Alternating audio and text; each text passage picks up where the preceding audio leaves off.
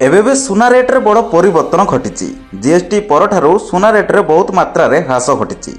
तेबे आसंतु आज नुआ रेट केते रही ओडिशा राजधानी भुवनेश्वर रेट जानिबा ए वीडियो माध्यम से भिडियोटी को शेष पर्यंत देखंतु एवं चैनल रे नुआ करी आस्तिले चैनल को सब्सक्राइब करी पाखर आस्तबा घंटी चिन्ह को प्रेस कर दियंतु।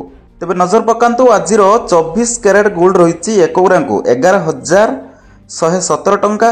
सेहीपरि 8 ग्राम को रही 88,936 टंका।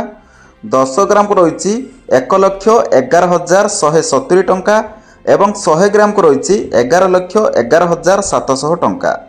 ठीक सेहीपरि 22 कैरेट गोल्ड रही आज 1 ग्राम को 10,190 टंका। 8 ग्राम को रही 81,520 टंका।